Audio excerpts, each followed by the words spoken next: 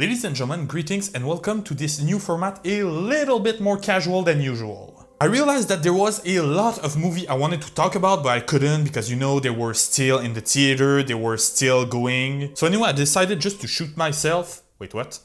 So anyway, I decided just to shoot myself with the camera and edit out the awkward part where I mispronounce a word, where I say a for 37 seconds or something like that, and just talk about the movie.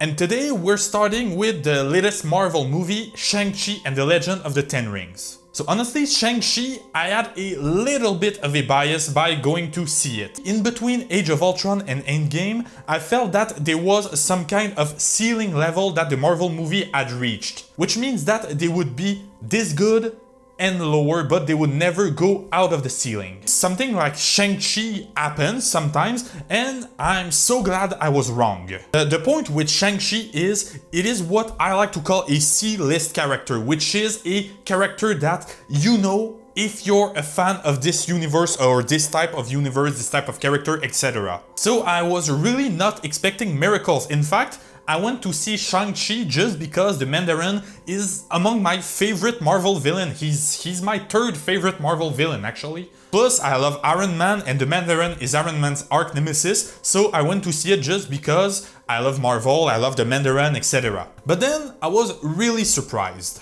As I was saying, in between Age of Ultron and Endgame, there was some kind of ceiling level that the Marvel movie had reached, and that was pretty lame. But I feel that Shang-Chi went through the roof in terms of quality. Generally in life, I'm a really positive person, so we're gonna start by what I didn't like of the movie. So the one big problem with Shang-Chi is that there is too much hype around what happened in Endgame. The characters spend their time talking about how half of the world's population can disappear in the snap of a finger, but they don't show us most of the repercussion that could occur in this situation. They don't really show us how most of the people took it, how this happened, how this happened. I'm gonna play devil's advocate here because the Falcon and the Winter Soldier did an excellent job depicting this specific topic. But not everyone has Disney Plus, and even then not everyone has the time to scotch themselves 1 hour each week in front of their TV. The movie formula works better for me in the Marvel Cinematic Universe. That's exactly what went wrong with the Arrowverse on the side of DC Comics. Sometimes the character in Flash would say something that refers something that happened in Arrow, that refers something that happened in Legend of Tomorrow. Anyway, it's a shit show to follow. And that's the big problem with Shang-Chi. The world building, it's mostly about, did you see the previous TV show or did you see the previous movie, etc. I didn't like that. Now, what I did like about the movie is that it is fresh and beautiful. There is a trend right now to say that each Marvel movie is pretty much the same as one another. I tend to say that this is really an exaggerated critique towards the Marvel Cinematic Universe. Most of the problems where this critique is valid comes once again between Endgame and between Age of Ultron, or, you know, vice versa in terms of timeline anyway. But the point is, Shang-Chi is wonderful in breaking that formula. It is a martial art movie, and it is also a superhero movie.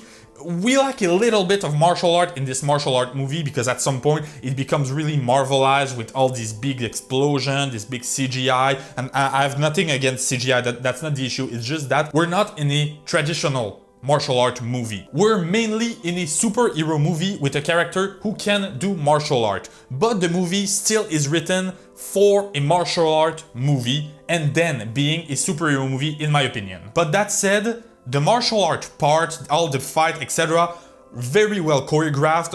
Even the special effects, they're amazing. Yeah, the special effects, like, wow.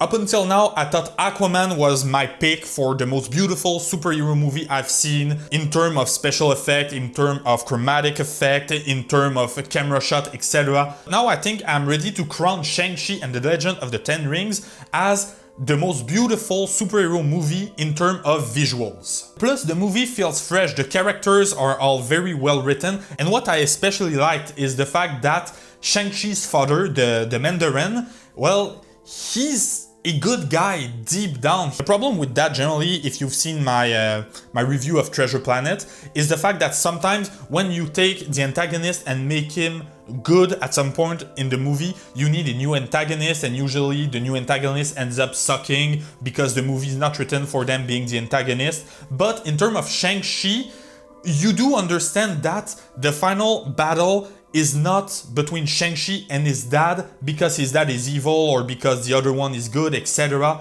But because his dad made a mistake and now he's owning up to this mistake. That said, the final battle, whether it is between Shang-Chi and the final boss of the movie or Shang-Chi and the Mandarin, both are very beautiful. Once again, magnificent camera work, magnificent choreography. This is not a movie made by amateurs, that's what I'm trying to say. Shang-Chi himself is a very likable person, the actor is wonderful, and his relationship with his sidekick, is wonderful. I thought we were on a one day with these two characters who have secret feeling for each other, and the same thing we've been seeing for the past 10 years in Marvel, but that's not what it is. The movie is written in such a way that if they wanted to make these two characters a couple, they could easily do it, but they don't do it because they want to keep them as best friends for now. That's a very fresh superhero story we're presented it because I don't think every superhero film needs to have romance in it. Now we're just presented with these two best friends and they're on a quest to save the world.